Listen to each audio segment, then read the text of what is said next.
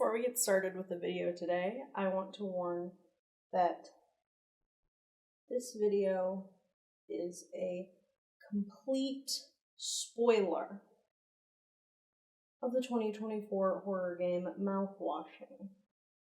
There are also going to be some sensitive subjects discussed.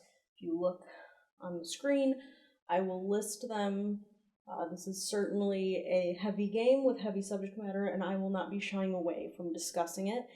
And I don't plan to give a detailed plot review of the game. This is definitely a video for people who have played the game or are at least familiar with its plot, but I will be going immediately into spoiler territory. So if spoilers or some of the subject matter that I have shown up on screen is not for you, feel free to skip this video. It will not hurt my feelings for those that are staying. I do hope that this hurts.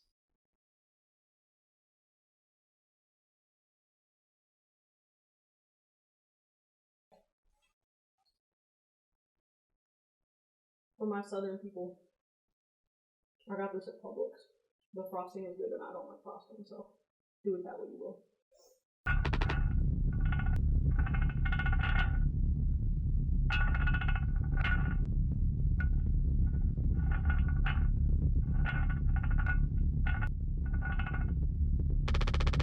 I had to put the cake away.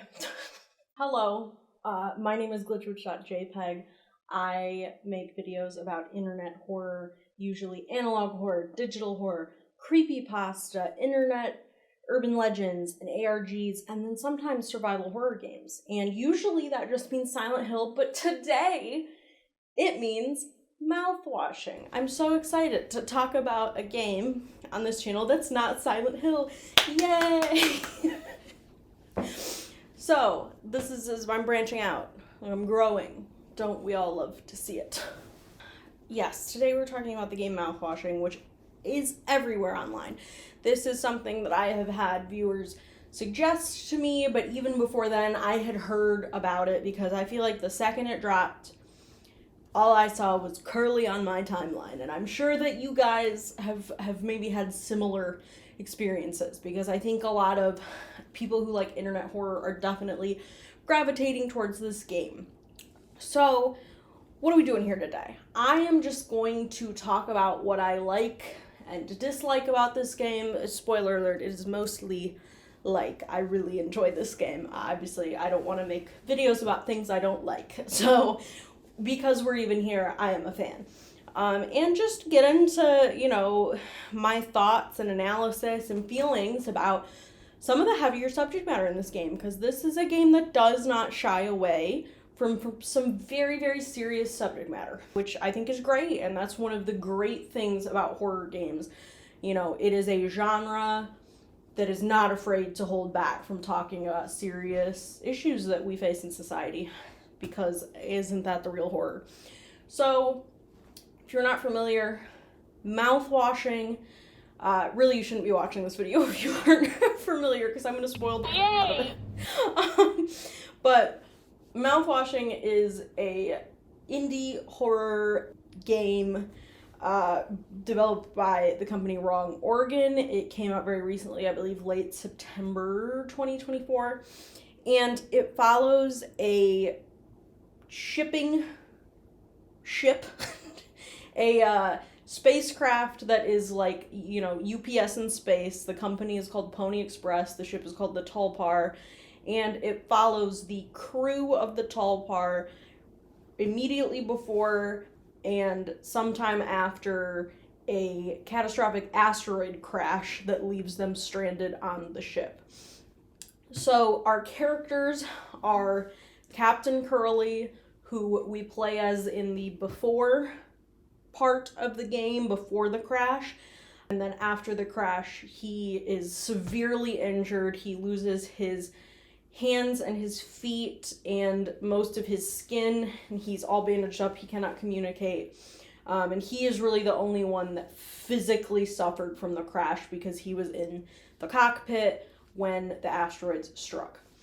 And then we have the, first mate, assistant captain Jimmy, who we play as after the crash. He is Curly's best friend and, very ready to take on the leadership role once Curly is injured. I will get into more about all of these characters as we go. And we have Anya, who is the Tulpar's nurse. She did not successfully graduate from medical school. So, they're cutting corners a little bit, the Pony Express, as we'll continue to learn. I am dressed up as Anya today because she do be the only girl in the game. Then we have Swansea, who is the ship's mechanic. He's kind of a gruff, older man. And his intern Daisuke, who is a young, happy-go-lucky, chill dude, who's just trying to do something with his life. He is, from a very wealthy family, and his mom essentially made him do an internship to, grow up and get a job, and Swansea is not happy about it. So, yes, as I said, essentially, the ship crashes with an asteroid, and the ship remains intact because there's, a fail-safe where foam kind of fills up all the holes. So they're fine until they run out of food or oxygen. So they need to obviously be rescued before that happens. So tensions raise as the game continues.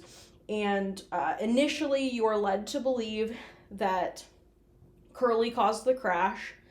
But the entire, crew votes to keep him alive and keep, have Anya take care of him and everything. It rotates between Anya and Jimmy, giving him pain medication so that he stops screaming because he's in excruciating pain.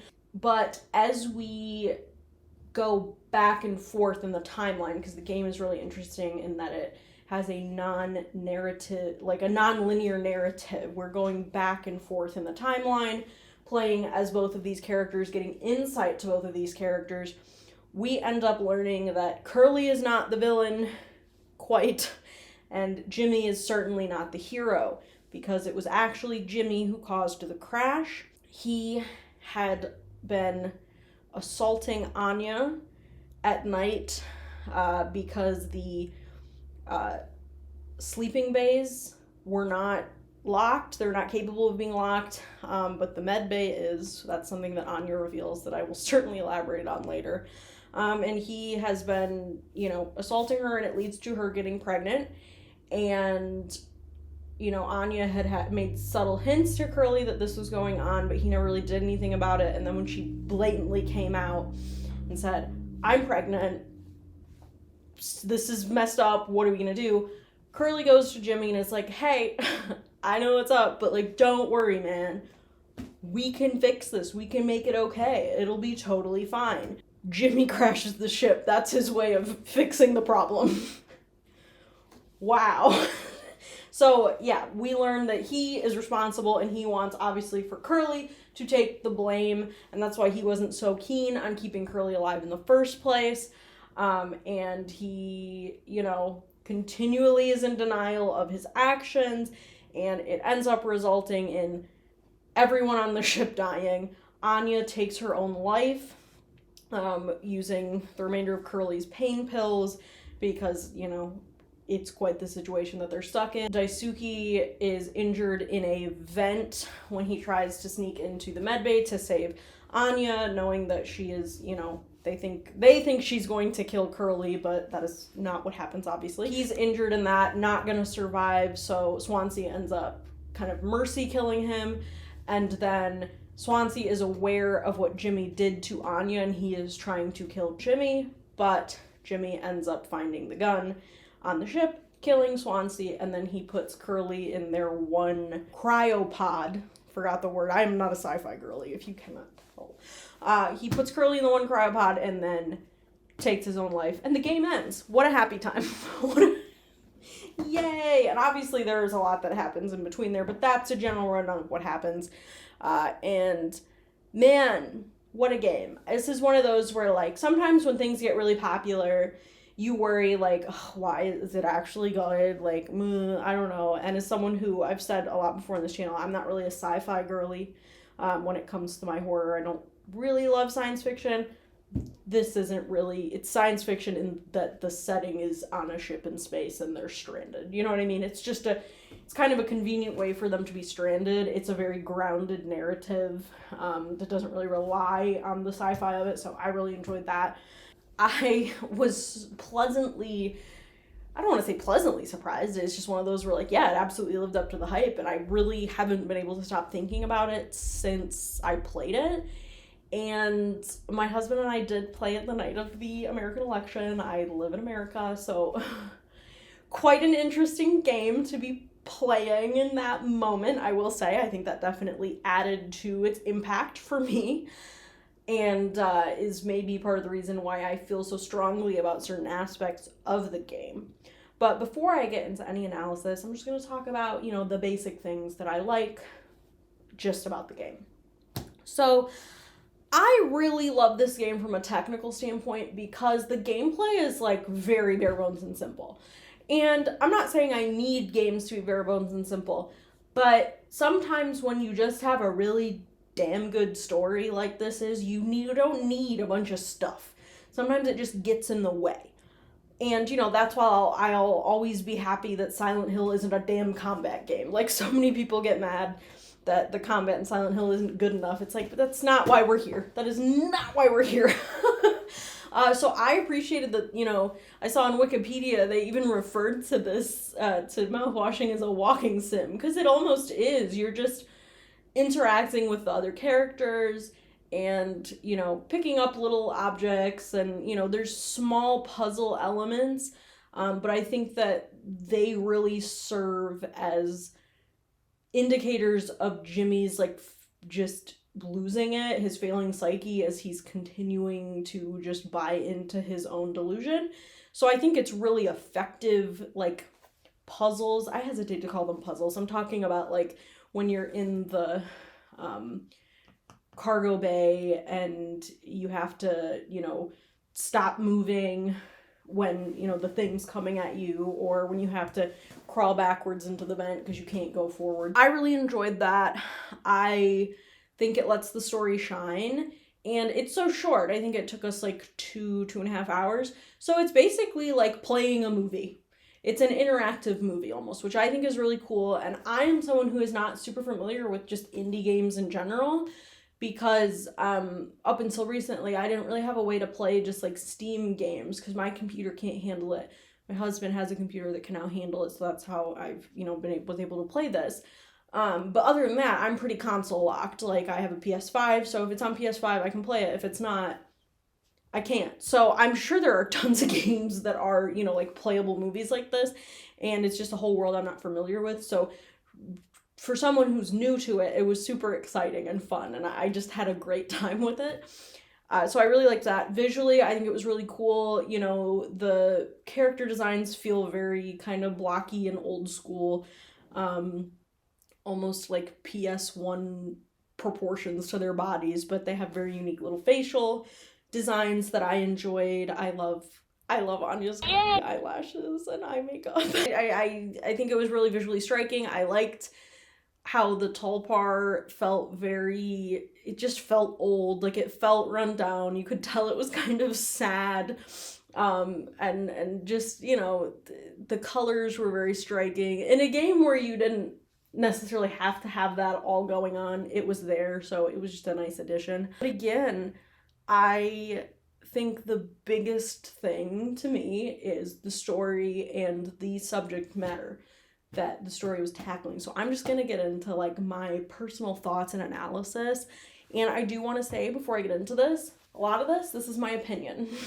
I think this is a very polarizing game as far as how some people respond to the subjects that this game is dealing with. So please do not be offended by what is my opinion. You are entitled to your own opinion. Just want to put that out there. The game repeatedly hits over our head that the core message is taking responsibility for your actions. How many times does the game glitch out and flash to the phrase, take responsibility? And there's a lot of ways that this concept can branch off. Obviously, first and foremost, it's Jimmy. Jimmy continually refuses to take responsibility for his actions throughout the entire game, and everything goes to hell around him because of it. This alone is compelling enough because we're forced to play as Jimmy for a good chunk of the game, and it's really hard as a player to realize as the game continues that you are controlling such a just morally awful person, and there's nothing you can do about it. It's not like a choose your own adventure style game. You can only do what Jimmy would do. There's no changing him.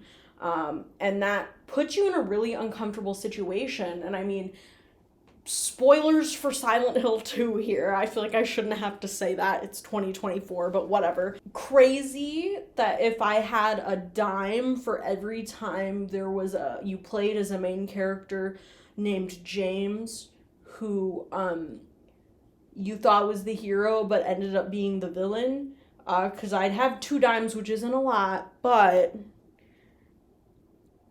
it's weird that I have 2 dimes. I do kind of think they named him Jimmy in reference to James Sunderland, but maybe I'm wrong. And don't get me wrong, James Sunderland Nation. I am not saying that James Sunderland from Silent Hill 2 is anywhere near as evil as Jimmy Mouthwashing. He's not. He's not. I'm just referring to the bait and switch of like, oh, you put yourself in this situation. So, trust me, I may have beef with James Sunderland, but nowhere near as much as I have beef with Jimmy. Okay? I just want to make that clear. I think that's always kind of messed up when you have to play as someone as manipulative and scary as Jimmy. So that alone is really compelling, really frightening. The thing that really, I think makes this game so interesting to me is that take responsibility does not apply to just Jimmy. It applies just as much to Curly, who is the other character that you play. And you spend, the good first part of this game thinking like, what's gonna cause Curly to snap and crash the ship. They do a good job of, kind of setting him up that he's kind of feeling stagnated, that he doesn't know if he wants to keep being a captain anymore, if he wants to move on and do something else with his life. So, you could think, well, maybe he just really is having like a severe midlife crisis and freaks out and crashes the ship. That's, quite a jump, but, things like that do happen. People do snap. So that's what I thought was going on, obviously, until you end up finding out what actually happened and seeing that it was Jimmy that caused the crash. But Curly's inability to take responsibility as the leader is also what led Jimmy to be able to crash the ship. Now, I'm not saying it's Curly's fault. Obviously, Jimmy is responsible for his own actions. But Curly had opportunities to penalize Jimmy from, for what he did to Anya. Even when she was being subtle, saying like, why are the sleeping quarters unlocked? Things like that. He could have taken action by separating them, purposely keeping them away from each other, purposefully letting her sleep in the med bay or somewhere else where she could be locked up and away from him, and making his crew feel safe. But he continually favored Jimmy because Jimmy is his friend. How could Jimmy do anything bad? He's my buddy.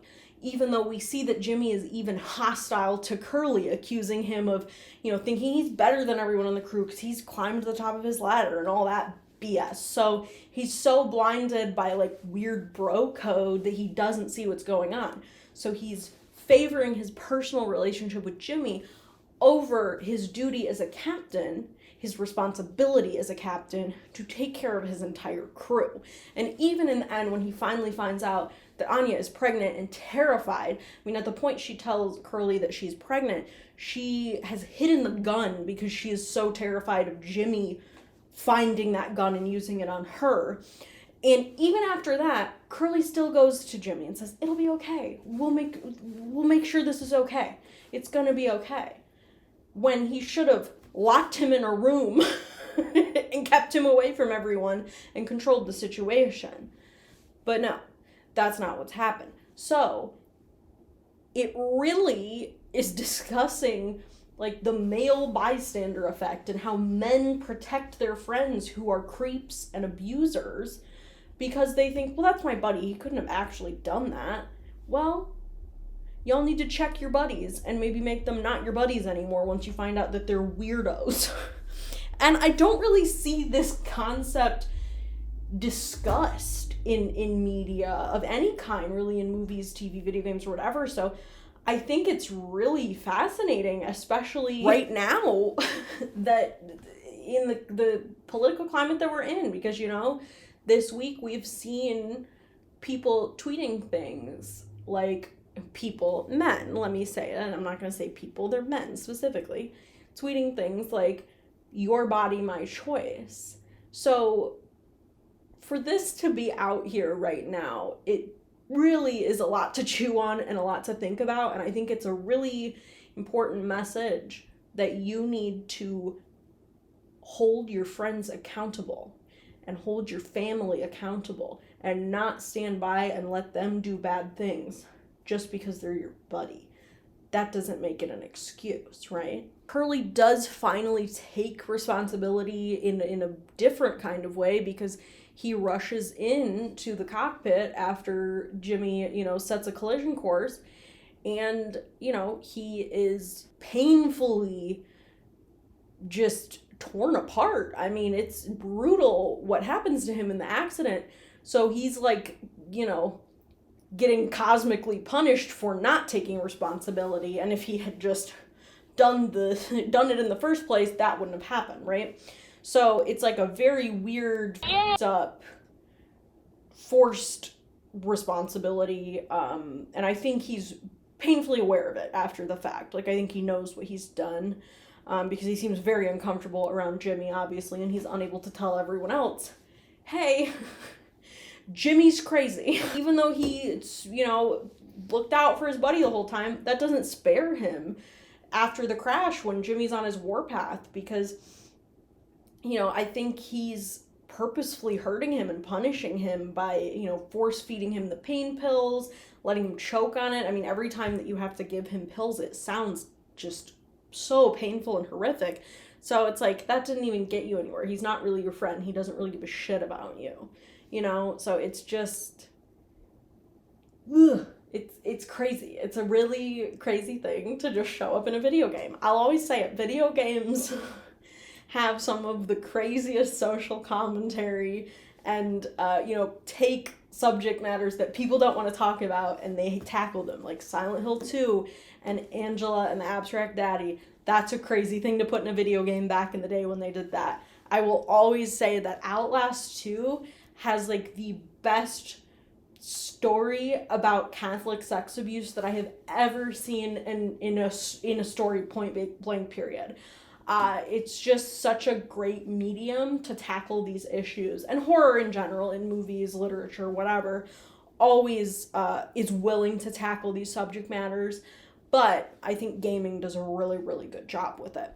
So I was very impressed by that, and it's such a weird moral conundrum that you're put in as a player because you're playing as both these people, right?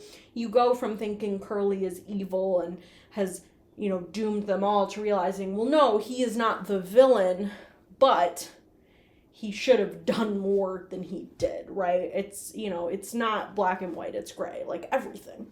Now, in regards to the entire take responsibility line, mantra, whatever you want to call it, there has been instances I've seen where that is applied to characters besides Jimmy and Curly, namely Anya. And this is the part that I am uncomfortable with and that I don't really want to talk about because it makes me upset, but I think I need to talk about it because I think it's a problem within the fan base for this game. There has been a lot of controversy in the Mouthwashing fandom where people are writing AUs where certain, you know, people on the tall part survive, And one of these that I keep seeing is that Anya would keep her baby and raise it happily. And I actually saw someone say that she would view it as taking responsibility for things even when it's not directly your fault. And that's the true message of this game, which I assume they're referring back to, like, the concept of Curly taking responsibility for what Jimmy's done. But that's not the responsibility Curly has to take. He just has to take responsibility for his position and to protect the people that he is supposed to be, in charge of and taking care of. It's not the same thing. So I don't view that as the same thing at all. And I do not think that is what the game is saying whatsoever. I'm just fully against this idea. And first of all, before I even get into anything, I want to say it will never, ever, ever be an SA victim's responsibility to keep a pregnancy that they got from being assaulted. That's an insane thing to say. Of course, there are people in the world who become pregnant from assault and choose to keep that pregnancy. As long as they choose to do that and are not coerced, forced, any of that, that is perfectly fine, because every individual woman should be able to make her own choice in whatever situation she is in as far as pregnancy goes. I believe that with every fiber of my being. There is no evidence to me in this game that points to Anya being happy about this baby or wanting this pregnancy. She asks Curly, how long are we going to be on the ship? Realizing that, oh shit, I'm gonna give birth on the ship. There is no way to take care of this, right? Immediately after this, she brings up the fact that the med bay locks, but the sleeping bay does not lock. And I think obviously this is her alluding to Curly, like, why can't I be alone at night? Please help me. But I also think it could be I think it could be leading to her eventual demise, where she does lock herself in the med bay and, take her own life. Even if that's not the case, she fears Jimmy getting the gun, and I assume this is because she is worried that he will kill her if people find out what has happened, that she's pregnant, what he's done. And in what world would she want to be forever linked to a person that she thinks is capable of murder, that she knows is capable of assault? That is just crazy to me. You know what I mean? This is not going to be an instance where, unfortunately, I don't know that people would believe her if, she spent that entire time on the ship, carried the baby, they all got off and, went on with their lives. I have a feeling that unfortunately she would be challenged if she said it was an assault. And that's just the unfortunate reality of the world we live in. I think that, throughout the game, she keeps bringing up that she's worried about the amount of pain pills that are left. And sure, that could be out of concern for Curly, but she also may be keeping them as a backup for what she eventually does. And I know that's dark, and I know that's upsetting, but to me, that proves how badly she does not want to have that baby, and she does not want to be in this situation a second longer with her abuser. And the thing that I've seen people who believe that she would want the baby say in defense of that theory is because she doesn't drink the mouthwash, because the mouthwash would cause her to miscarry. First of all, I don't think there's any proof that drinking mouthwash would cause her to necessarily miscarry. It could cause birth defects maybe, but not necessarily a miscarriage. I think she doesn't drink the mouthwash because she doesn't want to be vulnerable or inebriated when her abuser, who is literally spiraling deeper and deeper into insanity, is around her. Why would she want to let her guard down for even a second with him? Especially when Swansea and Daisuke are just getting wasted. She doesn't have anyone to protect her. So that to me is why she's not drinking the mouthwash. To me, that's obvious. Maybe no one else thought of that. I don't know. Maybe that's a crazy out there theory. But that's once I figured out everything that was going on, that was my immediate thought. I think these AUs lead to a larger conversation about just the fan base that's popped up around this game. It's always interesting to see what people gravitate towards, and this has absolutely been a game that I have seen people just run towards. There's been tons of fan art and fan fiction and animations and everything like that, and I love to see it, and I think it's great, but it's always really strange when, very heavy material is kind of co-opted and almost like, I don't have a better term for it than like blorbofied, which by that I mean like taking something and making it like cute and silly and sweet and kind of stripping away all the bad. Which, don't get me wrong, I love dark media that can be memed a little bit. Like, I think Silent Hill is a perfect example. That's a very deadly serious, devastating franchise, but that's a fan base that for the most part is pretty good at making jokes, making light of it without ripping it apart from its source material. And that to me is the key part. I think the issue is that's not always what's happening within Mouthwashing. And I think a lot of it is with Anya specifically, my poor girl, everything's about her. Really, my main criticism with this game is that there's not really much to Anya. She's not really a fleshed out character. We don't know very much about her. So much of the plot hinges on her and what she's gone through, but she's kind of almost feels like the least fleshed out character we have, which is hard, but at the same time, I do get them almost wanting to focus on the weird toxic male friendship of Jimmy and Curly, because that is such a unconventional aspect of a story like this that we don't often see.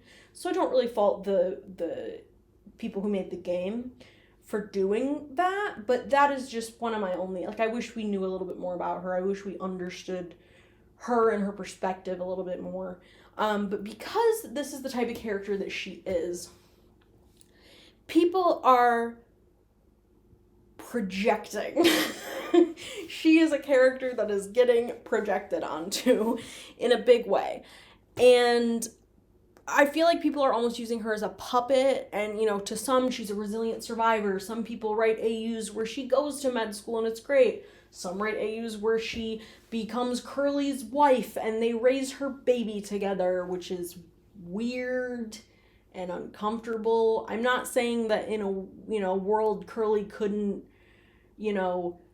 apologize and befriend her and they could get through it. I think it would take a lot of therapy. But why do we have to ship her with anyone? Can she not just live gleefully in her, med school days by herself? Obviously she doesn't, because she dies, because everybody dies. I understand wanting a happy ending. I'm not against that. I love fan fiction.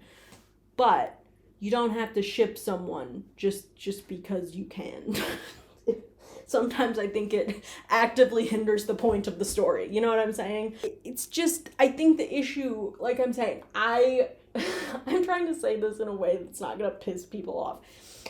I think there's nothing wrong with AUs and headcanons and anything like that. But the issue is when they fully just deviate from the source material so much that you're kind of pissing all over the very important message of the game. Hello, it's iPhone Glitch Witch with bad audio. And I want to elaborate on this point further. I see a lot of people who are like, I'm gonna make this AU and just remove Jimmy, or I'm drawing everyone and I'm just not gonna draw Jimmy. And like, I get it. He sucks. I don't like him. He's a bad man. There's no game without him. You play as him for most of the game. So that's just the thing where it's like, you're just tearing the source material apart to the point where you have removed the main playable character. And I don't know. It's something to think about. It's something to consider.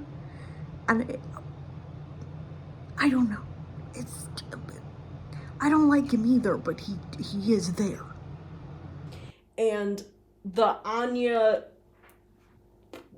carrying the baby and living happily ever after really misses the point of what the game is trying to say to me, and I think that's why it makes me so uncomfortable. You're like so far out of the realm of what's happening here that it just feels like you're kind of taking a shit on the game. Really compelling and really difficult to get out their message that, Wrong Organ took a risk by putting in their game, and luckily it paid off and people are responding really well to it, but that's a big risk to tackle subject matter like that, because they could have handled it really wrong, and luckily they didn't. Similarly, all I know is Silent Hill. Can you tell? But Silent Hill is another example of a series that takes risk on subject matter like this, and it pays off because they handle it really well and it sparks really interesting discussions. And I don't think it's wrong to have discussions about things like, what did Anya really want?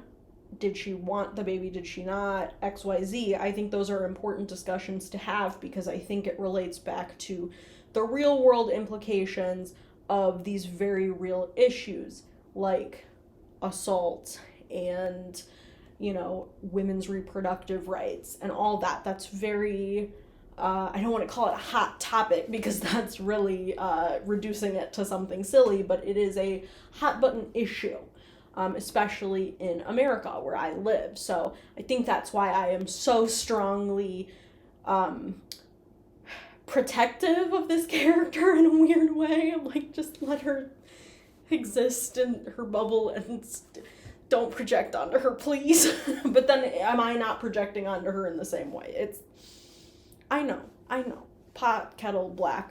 I've met the pot, I am the kettle. I think that, drawing or writing AUs where they survive is perfectly fine, but to me it makes more sense to show Anya in nursing school, or show Curly getting physical therapy, or, Daisuke meeting Swansea's family, or something like that, where it's just nice. I get wanting the fix-it ending. I get it. I totally understand that. As a frequent consumer of fan fiction, I completely understand wanting this alternate version where all your favorite characters end up happy.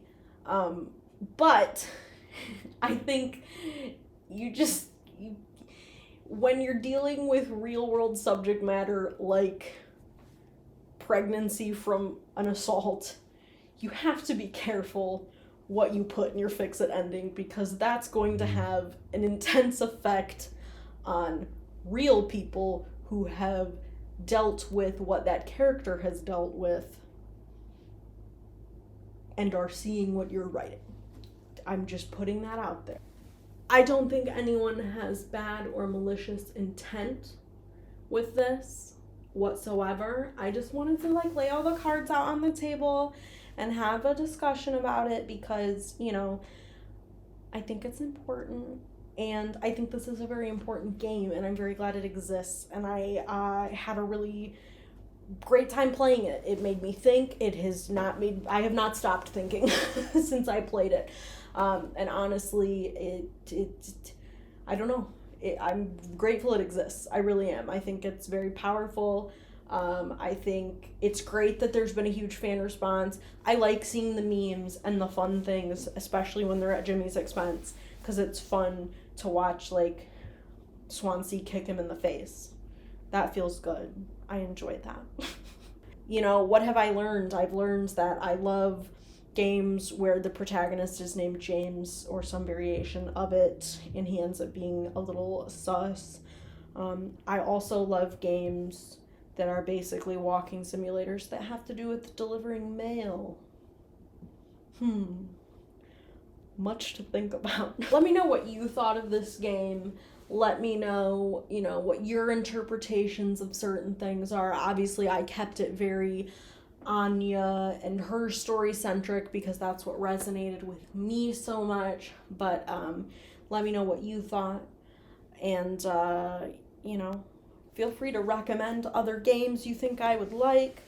I know I mostly talk about, you know, analog horror and creepypastas and stuff on this channel, but I'll always be willing to throw in a game here or there, and I feel like this has taken a lot of our internet horror communities by storm, so I felt it was worth discussing.